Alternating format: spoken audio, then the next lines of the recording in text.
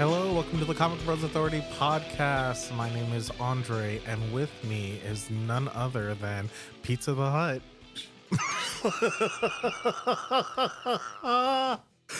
Jesus. Miles! Hello. Why do you do this to me? Because I have to, that's why. It's easy. Oh. If it was any other person, I wouldn't do it. Oh. All right. Welcome to the show, everybody. We got a topical one tonight, and I ain't talking politics. I'm talking Daredevil. Woo! This is for all you hornheads out there. Phrasing. Wow. All right. So today we're going to be talking about Daredevil Dark Art. It's a story written by Charles Soule. The art by Ron Garney with colors by Milla. I think it's Milla. Oh. Yeah. To be honest, I don't even know Matt Milla's country of origin, so maybe it is Mia. Possibly. All right. So the reason why we're doing this episode and this story in particular is because the new season of Daredevil is premiering tonight. It's already premiered as we're talking. And yeah, it has to deal with, it's taking some story elements and adapting it into that Netflix show. This is from the 2016 series of Daredevil, where it was mostly written by Charles Soule. And I have thoughts on Charles Soule's run of Daredevil. I have none because I barely read it. Oh. Yeah. It was one of those things where it was part of the relaunch after Secret Wars. So I decided to chop down my list and it ended up on the chopping block. Oh, okay. Yeah, I get that. In this story, Daredevil finds himself against a new adversary. His name is Muse, where he's a serial killer who uses people as his work of art. So if you think about like an extremely, how do I say it? Like extremely pretentious art school student who also is a sociopath. Aren't they all? You'd have to call every art student that. Whatever. I'm just kidding. All my artsy friends. You included. I know. I went to an art school of sorts. But yeah. So this is Daredevil post Secret Wars. It's in 2016. So Matt Murdock, our blind lawyer who has the supernatural gifts of being able to see things with echolocation. He's a master martial artist, and he patrols Hell's Kitchen. He's a vigilante, and it's kind of a conflict of interest there as he's within the law and taking, his actions outside of the law, which is a great duality. I love that. Daredevil is one of my favorite characters at Marvel. Yeah, he's probably one of the most consistently well-written characters there is. Yes, definitely. And I honestly, I really do believe that he is severely underrated. Yeah, because a lot of people have in their heads the 2003 movie going in their head. So but if you look at the recent Netflix show and then now premiering, it's on Disney Plus. It's continuing that. It's great. Yeah, it's wonderful. Yeah, so if you like your lawyer dramas, mix a little superhero action with that crime, that grittiness, then Daredevil is the book and the TV show for you. Don't forget the Catholic Guild. Oh, Catholic Guild. Oh, I love it. Yeah, there's tons of it. I know. So when it comes to Charles Soule, I just want to get into like a few thoughts before we dive headfirst into the story. Yeah. This comes after Mark Waid's Daredevil, in which, like you said, Daredevil has been written great consistently for 25 years now. Mm-hmm. So he always goes through something. There's always something traumatizing happen in Matt Murdock's life.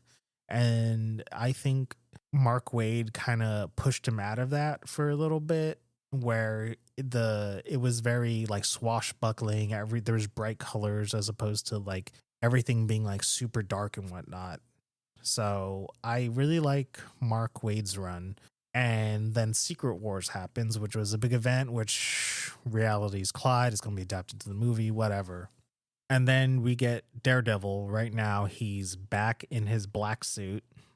He is wearing kind of like martial art bandages and stuff around his hands to go in line with the TV show in which he was wearing that too. And it gets back into the grittiness of it, which I wasn't really too big on. I felt like it was a regression of his character. Mm-hmm. And that's like my main gripe with Charles Soule's run, because I kind of liked where Mark Waid took him, where he was evolving as a character, he was learning things, and then all of a sudden we get him back in this kind of self-loathing hate for himself. And I just wasn't a fan of that. Yeah, Mark Waid's run was lauded by many people in the comic book community for doing something different with a character that's known to be pretty down in the dumps. Like I mentioned earlier, a bunch of Catholic guilt. And it just really turned the comic on its head. And yeah, I agree with you. That was one of the reasons why I decided to push out Charles Soule's run, because it was just going back to dark and gritty Daredevil. I wish we could have stayed with happy Matt Murdock for a little while longer. Yeah. I thought it was great. I think if someone like carried the torch after Mark Waid, just to extend that happiness, the happy-go-lucky feeling. I like my characters happy. Yeah, me too.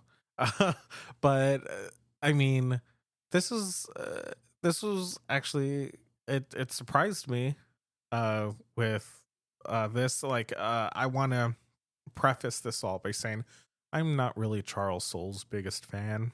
Yeah, same. There are a lot of things that he's written that I just don't really, it's not for me. There are some things that he wrote that I really enjoy, like his She-Hulk run. I really like that. Oh, yeah. I think at the time he was doing all the Inhuman stuff. Oh, he was, yeah. And I was not about that because obviously X-Men lover. Yeah, if you know anything about during this time, Marvel, due to like executive mandate, was pushing the Inhumans to replace the X-Men, replace mutants, and it became this whole thing, but I'm not going to get into it now. Yeah, that's something we'll talk about in a possible future. Yeah. My general consensus of dark art, this is my second time going through this story, because I read his whole run and I was like, all right, we're just kind of treading old ground here. Mm-hmm. I'd have to say I enjoyed it more on this read through. Oh, I have to say I absolutely love this. Oh, you did? Yeah. Okay. This was one of the highlights of the read through. I like Muse as a villain. Mm-hmm. But yeah, definitely I really like this story even more. It was just fun. Like, yeah, it was nice to see like a new villain created for Daredevil to tackle. And someone so sadistic too, because you're dealing with somebody who can who's a serial killer, you know? Yeah. And usually he just fights like gangsters, like Batman. Like he fights gangsters and then the occasional supervillain. He's mostly going after Kingpin, but yeah, this was pretty cool. I liked it.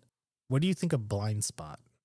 As I was going through this, I actually really liked him. Okay.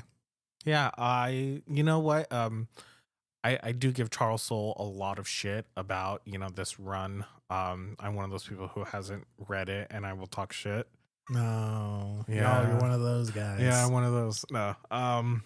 No, just because I know it just wasn't for me at the time. Right. But after reading this, I think I want to go through it. Okay. Yeah, because I like I was mentioning earlier about the Mark Waid stuff. I feel like this is doing something a little different by giving him, or Daredevil, a sidekick. Yeah, and I thought that was really nice. It was interesting. I thought it was, especially by the end. Yeah, because I didn't like Blindspot at first. Mm-hmm. And it just kind of threw me off because of where Mark Waid's run ended and where this one picks up. there's a lot you don't know. You're just kind of in the dark and you just kind of pick it up as it, and Charles Soule reveals it to you as you keep reading. Okay. Like how Matt Murdock's identity gets put back. No one knows he's Daredevil. Yeah. Yeah, and that's the context. Except for Foggy, right? Foggy is the only one who knows. Okay. And that plays later into Chip Zdarsky's run. Okay. But yeah, definitely. Yeah, I like Blindspot this time around. I still don't like, because there's a villain in here who like really sucks from the first story arc, and it was just so stupid. Do you know who I'm talking about? I sure do, because you complained about him so much. Yeah, it just I like, and that was my introduction. Like, all right, like Daredevil mentoring somebody. I'm like, oh, okay, this is kind of stupid, but yeah, I mean, like, I don't know, it just works out in the end after rereading this. Maybe it's just because I don't know, more seasoned with it now. Yeah, probably. Yeah. I wish I could say the same. Yeah, because you have no context to going into the story, do you? I only read the first 2 issues of Charles Soule's run. Okay. Back when it was being published. Yeah. I dropped it, and then I didn't pick it up until probably the last issue he wrote. Oh, wow. Yeah, just so I can know what was going on going into Chip Zdarsky's run. Yeah. Okay. That makes sense. I mean, I usually do that too. Like, all right, let's see where the threads are left, like what's being put back into the sandbox and whatnot. Yeah, exactly. Yeah. And also Ron Garney's artwork in here is so different. Oh my God. Right? Yeah. That is definitely something I want to talk about. You're right. It's very different, especially like I feel like the last thing I saw him on before this was Jason Aaron's Thor. What did he do? Oh my God, I don't. Yeah, remember. he did the Malekith issues. Oh right, yeah. Right, yeah. It was completely different. Holy shit! In this one, it's a lot looser. Okay. When it comes to just heavy shadows, and you don't really see a whole bunch of line work when it comes to his costume. Yeah. It's just shades of a color. Yeah. And I love that. Yeah. You can also see like in the shading too, you have kind of like that, the pixelation. What is it called? The bend dot or something, where you get those like comic pop art dots. Yeah. You get a lot of that going on, which is not what he's usually known for. Because you think about Ron Garney, you think about his Captain America run in the 90s with Mark Waid, and then his Spider-Man run. Oh, yeah, with Straczynski. Yeah, and then that's like what I've known him for. And then I get into this, and it's just so scratchy. It's so loose. It's very stylistic. Mm-hmm. And like certain colors really pop. And I think that Milla, yeah, his coloring too, just really like Daredevil black with white. And then like you have his boots, his belt, his armbands, and his club. Mm-hmm. Like pure like blood red. It like really pops. Yeah, what I like about it is like I mentioned earlier, when it comes to the line work, usually you see a sharp line in between pieces of fabric. Yeah. To separate it. It's more the way that Matt Milla did this. It's more of the colors bleeding into each other. Yeah, they do for sure. And I love that. Yeah, there's a lot that I like about this art, and I like it when things give me something different. You take big swings, even if it doesn't work, you still took a swing, and you gave it your best shot. So let's get into this. Okay. All right, so where we pick up our hero, Daredevil. So right now in his life, he is working with the DA of the district attorney of New York City. Usually he's in his own private practice, but now he's looking for something more stable. Everyone doesn't know he's Daredevil anymore. Thank goodness. Yeah, I like that. I like it when nobody knows. Yeah. I honestly miss secret identities. Me too. So due to some shenanigans with the Purple Man and the Purple Children, he puts that genie back into the bottle. And so now he's just kind of off doing his own thing. And he's not with Foggy anymore. They kind of had a falling out. And so, yeah, right here, it's just, normal Daredevil stuff, him beating up thugs. But over at the attorney's office, that's where you meet Sam, also known as Blindspot, who is a Chinese immigrant who is an illegal immigrant, undocumented. So here he has Sam working for him in the DA's office, giving him a paycheck. But as Daredevil, he's working beside Sam. But Sam doesn't know that Matt is Daredevil. Okay, so quick question. What's up? How does Blindspot come about? Is he an Inhuman? I believe so. Okay. I believe so. And his power set is he could be invisible? No. Never mind. He's not an Inhuman.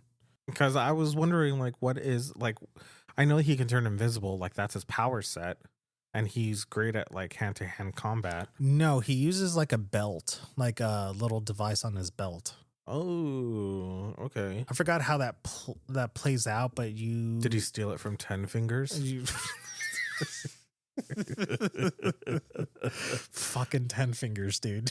You can never get away from him. I can't. Imagine the hand job from that. Jesus. He has 10 fingers on both of his hands. Damn, that 20-finger stroke must be good. It's just like, when you go, you just get an extra.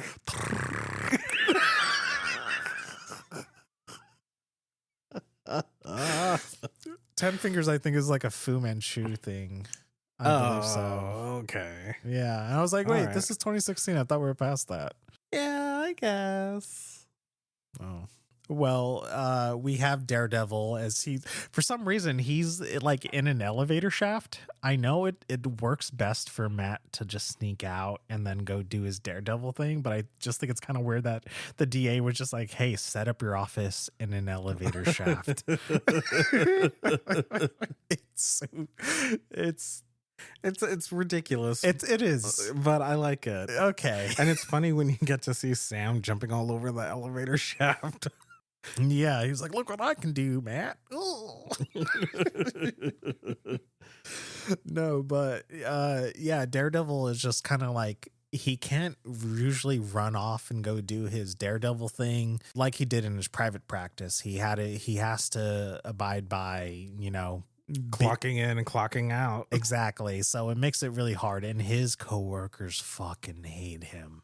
I mean, I would too. I'd be like, why is he's dumping his workload on us and he's over here just disappearing? Yeah, I honestly, I would kind of be giving him the benefit of the doubt. Is well, the guy's blind. Yeah, he just has a tough time connecting with his coworkers, and then he's having a lot of guilt with that too, because he's just trying to do the right thing, but he goes about it in the wrong way, per usual, as what happens in a Daredevil story. Yeah. What I like about this conversation that he has with his coworkers, the fact that they don't really like him because of, he's pretty much a shitty coworker. Yes. But on top of that, he has been in trials against them before, and he's won. Yeah, all right, he's a great fucking lawyer. Mm-hmm. And he was always on the defense and they were the prosecution. So he was always trying to help the little man, and he has super hearing, so he can hear the heartbeat, which of course doesn't hold up in the court of law. So he's a human lie detector, because you could always just lower your heart rate and just lie your ass off.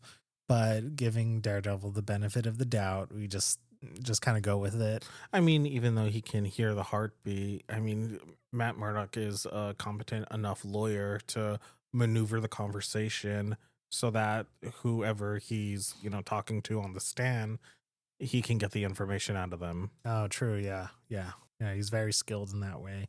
So yeah, there's a lot of grudges held against him, as you go from defense and now you're in prosecution. So what's your deal, Matt?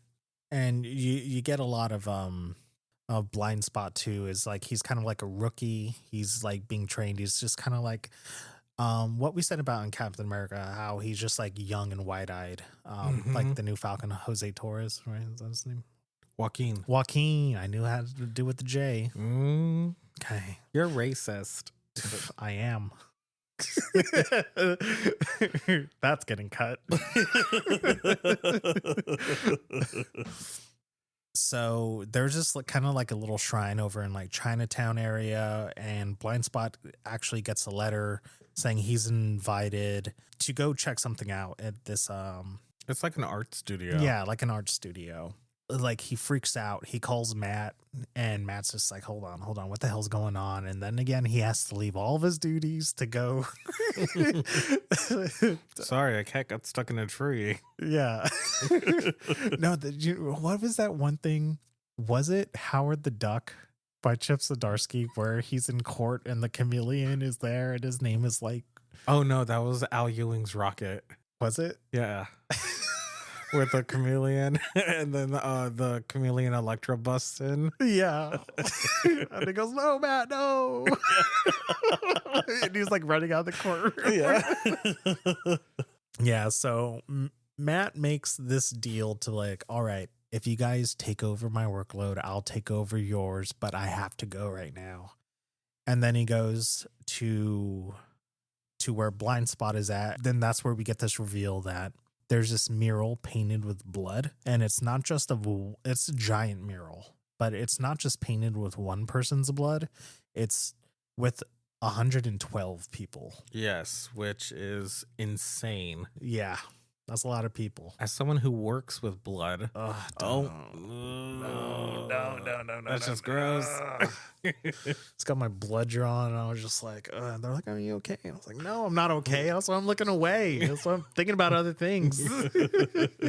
What, I don't mean to be that guy, but that's a pretty nice mural. Stop. I know this is fictional, but shit. Well, Muse is kind of a good artist. No, he's not. It's pretentious bullshit. Well, come on now. Have you ever seen the movie? Yeah, I forget the title, but it's directed by the guy who did like Blue Ruin and Green Room. No, I haven't. So it's about this Halloween party. This guy gets invited to it, but he's surrounded by a bunch of art students who want to kill this guy because they think it's like going to be like this wonderful piece of art. And it's so funny because they're all dressed like movie characters, and they're just all so pretentious and shit. Yeah. And it's just so grating because like they're all like debating on like how they should kill this guy, and this guy's dressed in like this funny looking homemade costume of being a robot. It's a really good movie. Okay. It's so stupid. I love it. But that's how pretentious. Yeah, I was getting on like that's Muses. how pretentious like this shit is. All right, so I mean, going into the like, because this is a 5-parter, but going into issue 2, then we get kind of what we talked about earlier here, as like these people are like they start like trying to kill and murder this one inhuman guy, and this is totally the mutant metaphor. They just swapped it out. Yeah. This was the one thing I was like, oh my God. It just brought you back to that time, didn't it? It really did. I was so mad at Marvel for all of this bullshit. Yeah, me too. Yeah, just, I mean, like, I get what they were doing. That doesn't excuse it, No. but it sucked. He makes like light snowflakes? Yeah, he creates art. Yeah. And he's just a deli owner. That's actually a good one right there. Hey. I know. So Anyways, he gets saved by a mysterious man. We don't know who, but we do eventually find out. I mean, it's kind of obvious right then and there. It is, because it ain't Daredevil. Mm-mm. No. So we get kind of like into like a morality thing going on with the story too, is like the guy who owns this art studio, he wants to try to sell tickets so people can look at the blood mural, Yeah. I don't agree with that. No, it's awful. Yeah, it really. And what was funny is that, you had one of a politician walk in and say how, this is just disgusting, but also because one of the samples of blood that we tested belongs to my niece that's missing. Yeah. And he's like, I don't give a shit. Yeah. Yeah, there's something wrong with this guy. I mean, like, he does bring up like, oh, it's free commercial, capitalism and whatnot. So, and like if people are willing to pay to see it, then they're going to do it, and he might as well make bank off of it with his son. And it's just, yeah, it's pure awfulness. And you know what I think about, like this blood mural, and because there was like a dead body right there and the buckets of blood, like it must have smelled so nasty, so bad. And all that blood is just hanging out there clotting. Have you ever smelled a lot of blood before? It's disgusting. It's horrendous. Oh, I know. Don't ask me how I know, folks. I just do. Matt gets put on the case, Yeah, by his boss to try to find this killer and prosecute him, which I think is a little like out of bounds for a lawyer. I was thinking that too. I was like, this should be a job for the cops. Yeah. What the fuck? Yeah, exactly. But I guess his boss has some pretty crazy demands. But then again, also, if you are the legendary Matt Murdock, you're like, oh, this guy has solved like 100,000 cases. Yeah, I mean, his boss is just not a fan of him either. Oh, yeah. So why does he hire him? Maybe it's just because he knows he's so good. Yeah, he's like I said, benefit of the doubt. Yeah. Plus, I'd be doing the same thing as he does, just hanging out in my office with my shoes off. Does he hang out in his office? Yeah, that's what Matt Murdock says. He says before he even reaches the door, he could smell that his boss is hanging out in the room without shoes. Yeah, that's right. Yeah, you are right. I know I'm right. Yeah. After this, we get Matt, and we kind of see Foggy for the first time in a long time. Foggy is his best friend, longtime business partner. And they've been friends since college. Yeah. College, law school, Electra. Yeah, the whole shebang. Mm-hmm. And yeah, you can see that there's a rift between them. Foggy is just not having any of Matt's shit. I mean, like, really, after everything you've been through. Yeah, he really, at this point, he really doesn't like him, but he just needs some advice, and which I think is nice. Yeah. So when we cut back to the art studio, we find out that someone has defaced the mural that was made with blood, with even more blood that says you're only as good as your last performance, and then gives an address. Oh man, yeah. And then that's where we see what he did with the Inhuman who was about to be like killed in the alley. Mm-hmm. So he found a bunch of Inhumans and then murdered them and propped up their bodies for this art piece. It's so disgusting, and it's horrifying once you realize what it is, because when you're first looking at it, these Inhumans, they are propped up as doing something, just a regular old task, watching TV, washing their hands, eating a burger. But then you really think about it and like, damn, these are like people's bodies like petrified, and rigor mortis set in. Yeah, that's disgusting. Because okay, so let me put on my monocle. Go ahead. So what I think that was what he was trying to say with his art piece is that, these are people too. Mm-hmm. But with doing it with real people, and that the fact that they're Inhumans. That's kind of crazy when you say that, because then like he goes and like he murders them in the first place. Yeah. So if he tries to say that they're humans, isn't that going, or like they're people too? Wouldn't that be going against? It'd be redundant. Yeah. If you didn't know this, Andre, he's the bad guy. Oh fuck! Shit. I read this wrong. I know. I was really looking up to this guy until that point. I know. Shit. Broke the glass for me. Well, I got to bow out of this conversation, West. When Matt Murdock hears this again, he goes and he runs off because he hears footsteps on top of the roof, and that's where he confronts Muse for the first time. A hipster looking piece of shit murderer. Yeah. So he's standing there kind of like, you ever see that meme of the dude? He's just dressed all nice. He kind of has like his arms like this, and they're like, oh, he's a good guy, and he's just standing there like this. I feel like that's the way Muse is standing. But even though he looks like that, I have to say it is an incredibly menacing look. It is. That's why I'm excited to see him in the show, because I do like this design of this character. The he has suspenders on, and like the painting overalls. Are those suspenders or oh yeah, they are suspenders. Yeah, Because he's also wearing like a backpack, no? I think later. Oh, well. Well, the way Daredevil can see things is that he uses basically like dolphins, like echolocation, Mm-hmm. where, I mean, you know this, but for our audience who doesn't know this, that sound vibrates, which like surrounds him.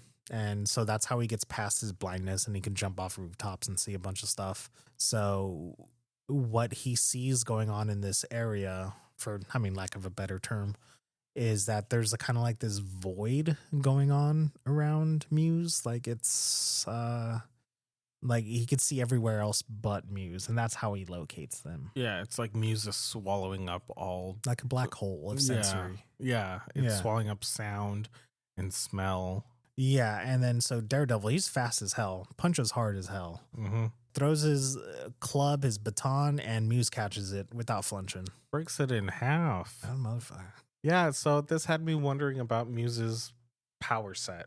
Me too.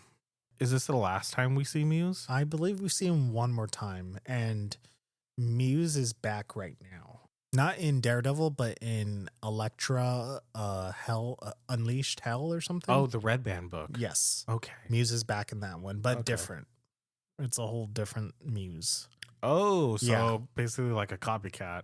It's Muse possessing somebody, possessing this art student, and Elektra is trying to find out, who this person is. Okay. Yeah, Don't you mean Daredevil? Daredevil. Elektra is. I mean, that's her name. That's yeah. that's her fucking Yeah. Elektra is currently Daredevil in the books, Yeah. along with Matt Murdock as Daredevil. Let's do Daredevils. I don't know why. I mean, it works. I think it works. I mean, don't get me wrong, I like it, but I don't understand why you need to have two. Like, I can understand Elektra replacing Matt as Daredevil, but the two Daredevils working alongside each other, Okay. Yeah. just like two Captain Americas. Right. Okay. It's like Yeah. having two Cyclopses Or 4 Spider-Mans. or like 8 Spider Women Yeah. and 3 Spider Girls. Uh-huh. There's just a lot. There's just a lot. Yeah. Marvel doesn't do legacy characters very well. No, they don't. They just kind of no, this is a legacy character. Whereas DC kind of, they've been doing it for like 100 years now. So I give DC more of a pass with their legacy characters. Oh, yeah, same. Yeah, read JSA if you want to know more about legacy characters. Exactly. So this whole thing with the Inhumans kind of causes like this political strife between the kingdom, the city of Adelan, which is where the Inhumans rule, which is kind of hovering over like the Hudson Bay at the moment. This is when Marvel was really pushing the Inhumans. They were just everywhere in every book. And you can see it here. So they start investigating. They don't want to share any clues there, what they find with the police. And Daredevil wants to go talk to the queen of Adelan, is Medusa. Yeah. I really like the person that Medusa has assigned to this task. Oh, yeah. Finding out who Muse is. And it's an ex-NYPD detective who turned into an Inhuman through the Terrigen Mist, who has the ability to, I guess, take a picture with his eyes and analyze every detail that he saw. Yeah, that's actually like pretty interesting. Which, I mean, all right, I know this is sidetrack. When the Terrigen Mist hits you, does it like, it's not like being a mutant, obviously, with it being in your genes, is it? Yes. Okay, so when the Terrigen Mist hits you, does it give you powers that are like related to your life or something? It kind of seems that way. Because with this cop guy, it just kind of seems like, well, that's convenient. You're a cop. And you need to, this power is very convenient for you. I feel like that kind of is what they were doing when it comes to some of the things. Okay. Like when Miss Marvel got hurt, when she got her powers, Kamala Khan, she has a power to like shapeshift, basically. Yeah. So when she first, came from the Inhuman cocoon, she transformed herself to look like Carol Danvers' Miss Marvel. Okay.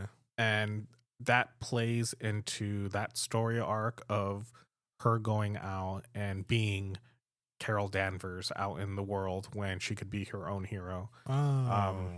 So I think that is what they were kind of going for, but I think overall they were just anything for convenience of story. Okay.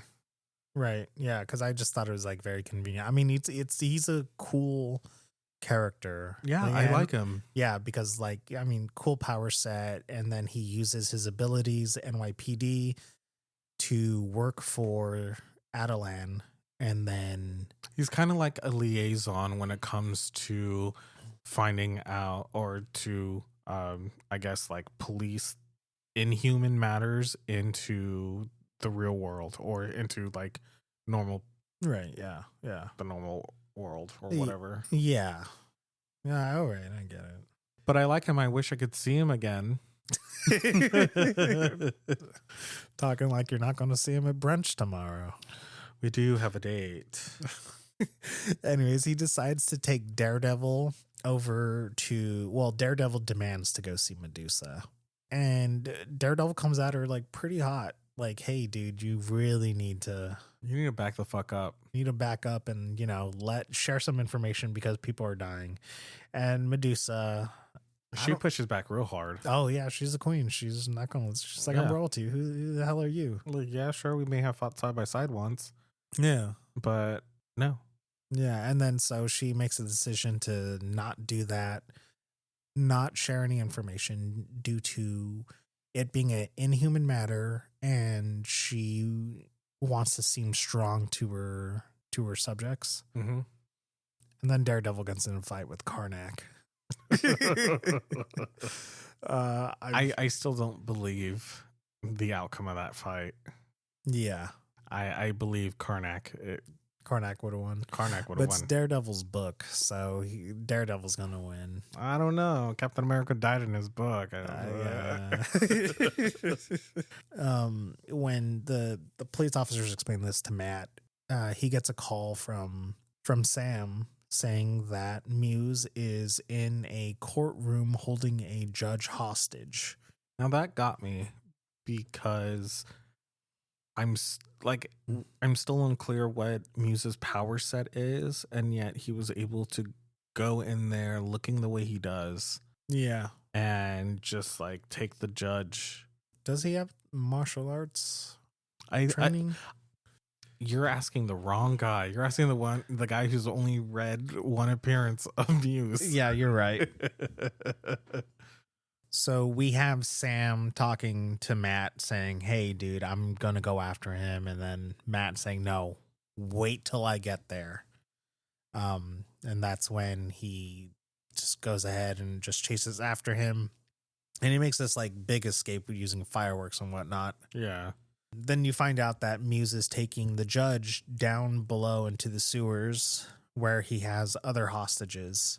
And he is going to create another piece of art. I mean, you don't know just yet, but then he slices off a cop's ear just to make a point. Very Reservoir Dogs. Oh, oh, yeah, it is. Must be a fan of movies. I know. It's art. You have Blindspot, who distracts Muse and uses his God damn it. So you have Blindspot. He uses his powers of invisibility to unbound the hostages, distract Muse, and basically tries to get away. He's leading them out of the tunnels, and they do find an escape route, but Blindspot he's doing the whole hero thing. He's being the decoy. Yeah, he's just like, hold on, like you go up ahead. You know, like 2 officers are better than 1. I'll go ahead and stop him. You know, he's like every man's last stand fantasy. Do you know about this? I do, because we just saw it in Captain America Oh yeah, with Joaquin Torres. Yeah, so just when, because down there he doesn't have any cell phone service, so Matt's been trying to get a hold of him. He just can't. As soon as Blindspot's about to retreat from the sewers, he finally gets service, and Matt is trying to get a hold of him, but he gets pulled back into the manhole. And this leads a search for a couple days for Blindspot, as Matt and the Inhuman police officer are just searching for him. And the only way he can find him is if he uses his echolocation and then try to find the void. You can see everything, but instead of trying to see everything, he's going to try to see where he can't see everything. If that makes sense. Does it make sense? Am I saying that right? Yeah. He searches for the void inside all the noise to look for Muse. Yeah. And which takes him to a warehouse, and which is pretty grisly. Yeah, that warehouse is fucked up, dude. Yeah, there's somebody head on a stake. There's a torso with the arms and head cut off here, and limbs just hanging. Yeah, hanging organs. I was like, okay, I was thinking, like, does this not have like a parental advisory on it? Because this is like violent. No, Marvel wasn't doing parental advisory stuff during this time. They rarely do. I mean, recently in the past year, they started. Yeah, they started kicking it up again. Yeah, because they did that. They've been doing some Daredevil, Deadpool stuff, and then they did Garth Ennis jumped back on Fury. Yeah, the Fury Punisher in Vietnam, which was gnarly as hell. Oh, was it? Yeah, I haven't read that. It's Garth Ennis. Okay, yeah. I mean, he likes telling war stories, so and yeah, and it connects to all his other like the Max lines. Yeah, all his Fury Max lines. Oh, sweet. Yeah, but yeah. This is very, very violent, and then this is my favorite part where I got the most satisfaction from this book is where you see you see 10 fingers pinned up to like this poster board. He's dead. He's just ultra, but he looks like a hand. Do you get it? Oh my god. I didn't get it. 10 fingers looks like a hand with 5 fingers. You took a lot of enjoyment out of this one, didn't you? I did. I totally forgot this happened, and I forgot that like the same thing that happened to the Inhumans happened to 10 Fingers at the end of the first story arc. Yeah. Like he just disappears from like a mysterious shadowy figure, and then this is the next time you see him. And it's amazing. I fucking hate 10 Fingers. Oh dear God. It's so great. Oh yeah? Explain. He's just finger named 10 villain named 10 Fingers with 10 fingers on each of his hands. Are you fucking kidding me? It's so stupid. I love comics. But yeah, so Daredevil decides to crash in and try to save the day. I love him. He just says, "Get away from him, or I'll snap every bone in your body." Mm-hmm. I love Daredevil's bruteness. Yeah, that's why I watch Daredevil. He just beats the shit out of people. Yeah, he's like, I don't go fuck. Bam, bam, breaking legs, snapping arms in half. Oh yeah, remember when he did it as a kid to one of the Kingpin's henchmen? Where he got into the boxing ring, they're like, "Oh, what are you going to do, kid?" And then he just like kicks that guy's knee in. Oh God, was that That was Man Without Fear. Man Without Fear? Yeah. Damn, JR. I know, but this is okay. Back to the story. Yeah, back to the story. This is you. I'm sorry. What I really like about Muse is his characterization. He isn't like mustache twirling villain or anything. He's a guy with a purpose. His purpose is to create art. Yeah. And he kind of acts so aloof about things, about being caught, about, the situations that he finds himself in. And that's what I really like, because it's a breath of fresh air. Instead of this, like, I'm trying to take over the world, or I'm going to kidnap, the senator's daughter. Oh, yeah. Or whatever. I just really like the fact that he's just like, he just looks at things and goes, huh, I know what I'll do. And then he chops off the ear, and he's just like, you just got to take away a few pieces to make a masterpiece. Yeah. Yeah. It's he sees everything as like something could be worked better into art. And that something is human bodies. Yeah, it's gross. Yeah, because right here he's aloof after Daredevil threatens him. He goes, "Yeah, okay, sure, whatever." Yeah. And then he's like, "I'm feeling a bit inspired," and this is where he rips out Blindspot's eyes. Daredevil, I'm sure at this moment he's freaking out. Oh, hell yeah. I would. Yeah, I mean, that trauma of being blinded as a kid, and then you go and you see this young guy who wants to do good. And he's been training him. Yeah, and then next thing you know, it blind spot is blinded, which is a joke Muse makes. Yeah. He's like, "Do you get it? Ha ha ha." Yeah, but during this point, that's where Matt he chases Muse down, and then he finds this room full of the hundreds of people whose blood Muse has been draining for his art pieces. And you just see them all hanging upside down, being drained of their blood into buckets all over the room. That's crazy how you can have that many people just hanging there. Yeah. That's a lot of fucking people. It's so gross too. And I can only imagine like a normal human being with like our regular senses that it stinks. Yeah. But for Daredevil, that must be awful. His senses must be he must be dying. Yeah. Yeah. I know. No, I agree. I mean, I know it's like visually pleasing having, that visual of Daredevil looking at everyone just hanging with like IVs into the buckets. Yeah. But that blood would already start clotting. Huh. So, so I wondered like how fast does Muse go around collecting the blood and then creating, his art pieces with it? Yeah. He must have like some anticoagulant or something. Yeah, that's what I'm thinking.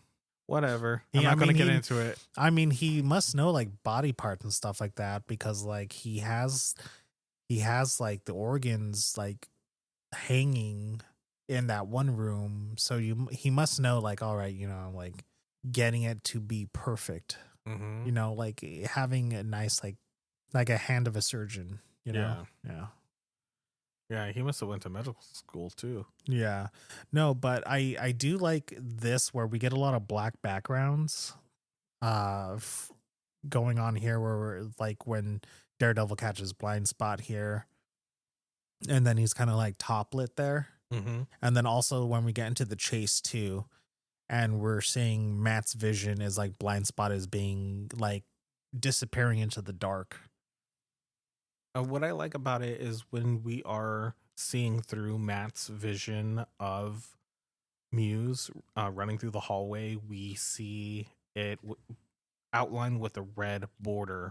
Yeah, and it looks like it's like gridded too. Yeah, almost grainy. Yeah. As you can see the little squares in there. That's pretty cool. God, Garney was doing great on this series. Yeah, I'm surprised that, his artwork looks so different from what it normally is. I mean, yeah, you do have that scratchiness that he has in his artwork, but this is just elevated to another level. Yeah. Yeah, so with this, Matt finally catches up to him, but the thing is, Muse is caught by the Inhuman police force at the rooftop, saying that he's going to face, inhuman justice. Mm-hmm. So it's out of the NYPD's hands. Yeah, but Matt Murdock raises the question about what about the justice for all the normal people that were murdered? Yeah. And Muse does something absolutely ridiculous. He goes and he breaks his own fingers after being cuffed and was like, was this what you were going to do to me? Is this the justice that I'm going to get that you're going to put on me? Yeah. I'll do it myself. Shit. Yeah, he's kind of one of those like aloof villains. Yeah. I like that. It kind of reminds me of like Ozymandias, mm-hmm. or Lex Luthor. He's a great foil where you kind of have a villain who doesn't care, Yeah. Like they have a point, but as far as any ramifications coming on them, they're like, what are you going to do to me? Like that I can't do to myself, or, you can't touch me. And even if you could, so what?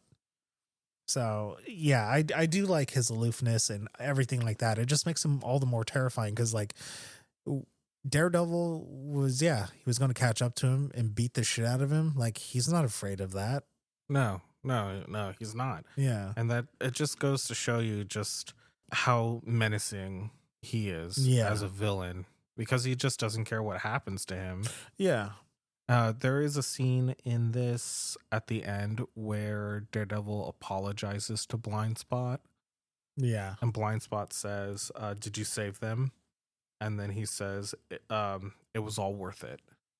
Yeah, because that was the whole thing, is like right after Matt catches him, he says there's something Blindspot says, so he thinks that the 113 people are still alive. And then that's when Matt stumbles into that room and sees them being drained of their blood. So, I mean, that goes to show you like his, like, what a lot of these heroes have, like this altruism where they don't care about themselves, or like, go save those people. You know, that's what matters. Even though he's permanently disfigured, you know, for the rest of his life, he's like, no, did you make it worth it? And yeah, that's honestly where the story ends, as like Matt's kind of like holding his head into shame. Yes. I really like that. I want to go back and read the rest of it. Okay. Because this arc really got me once I started going into it, you know, the second issue of this story arc, at least. Yeah. It had me. Oh, okay. Yeah. Yeah. I don't know, Charles, you did something great here. And with the art the way it is, I have to say, I want to keep going. Oh, okay. Yeah. You want to know what? I will second that too, because online I've been talking a lot of shit about this run. Every time someone is like, oh, should I get the Charles Soule omnibus? I go, no, skip it.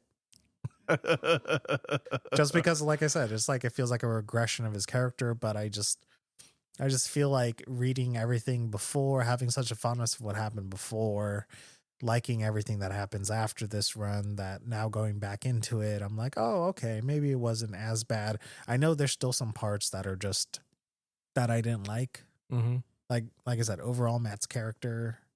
And then there's this Punisher one shot that I just was not a fan of, because I don't know how many times you can do Daredevil versus Punisher where they're just clashing ideals at each other. Yeah. Like, you got to kill them or they'll keep coming back. And it's like, no, we can't do that. We got to be better. Like, how many fucking times can you have that argument? Yeah. And like, how many...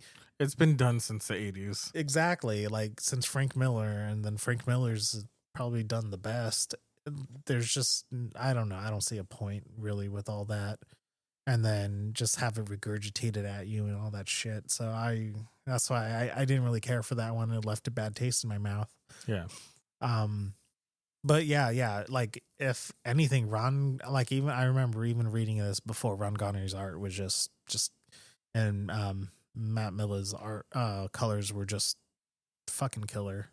Yeah, this has to be like, if we were talking about like standalone stories, I think this does very well as a standalone story. Yeah, it does. I could say that because I haven't read the rest of it. I know the basic outline of this run, with Daredevil taking on an apprentice. Yeah, and I told you too, like, you asked me like, hey, I want a little bit of context. Can I read, like, I want to go back and read the beginning, the first 10 issues before, because this is like issue 10 of this volume. And I was like, no, just read this. Yeah, and it works. Okay, good. Yeah, it definitely works. All right. So yeah, that was Daredevil Dark Art by Charles Soule, Ron Garney, and Matt Milla. All right. Yeah, you can honestly purchase this book. You just search up Daredevil Dark Art and the trade paperback would just be there. Amazon, if you're not doing Amazon right now, there's Barnes & Noble, there's instocktrades.com, cheapgraphicnovels.com, a few others. I know if you're in the EU, there's Walt Comic Shop. I'd say hurry up and buy it before those tariffs start ruining everything. I mean, you probably couldn't afford comics. I probably won't. Yeah. Yeah. I mean, the tariff thing started today, so Oh, yeah. we're gonna find out. Yeah, we'll find out. Yeah. But I mean, I'm hoping everything will be okay. Yeah, me too. I would love for print to stay alive despite all of this nonsense that's going on right now. But if your only access is digital, then I say do it because you're still keeping the medium alive. Yeah, it's available on Marvel Unlimited, Libby, Hoopla. You need a library card for Libby and Hoopla. If you do Amazon Kindle, because Comixology moved to that, so that's where you'll be able to find it. Yeah, and you can get a digital library card anytime. You just have to navigate through your county's library website, and then even if you put in the search bar digital library card, see if they're available to you. I know they're not available everywhere. I'm fortunate enough to live in the Los Angeles area where they do have that. So if it is available to you, go ahead and do that. Oh, yeah. So for the next books that we are going to be talking about, the next episode will be Meg Mog and Owl Crisis Zone. Yeah. It's going to be a fun one. After that, we are doing 20th Century Men by Dennis Camp. Oh shit! Really? Yeah. I didn't look at the schedule. God bless it. And then after that, Miles and I will be going ahead and talking about our March pull list. Oh yeah. We're going to start doing that at the end of every month. Just talk about what we're reading, what we're pulling, and we'll just give you what our favorite is that month. Yeah, just basically the lowdown of what we enjoyed throughout the month, which issues stand out. Which, by the way, I am gonna write a script for that one so that we know what we're talking about next. Yeah. I agree. We need a script. We're getting more organized, folks. Yeah, so that's the stuff that we are going to be talking about over the next month in March. If you stick with us, we have plenty of more books on the schedule that we are going to be talking about. It's going to be a lot of fun. Oh yeah, definitely. I really can't wait for the next one. You got to start reading it. It's a long book. Oh, okay. Yeah. Well, it's already going to be. I'll start tonight. Yeah. Go ahead and find us on our socials at Comic Bros Authority on TikTok, on Instagram. Where else are we? YouTube. Yeah. If you don't have access to Apple Podcast or Spotify, we are on YouTube. We will be uploading new episodes a little after we upload the episodes on Apple and Spotify. Yeah. Just because it's just doing the whole video, getting the audio and video, editing just takes a while, and my life is just, crazy right now. Yeah, things you don't need to worry about. Yeah. Thank you, everyone. Yeah, thank you for everyone. Thank you for listening. Yeah, thank you. All right. See you on the next one. All right. Andre signing off. Miles signing off.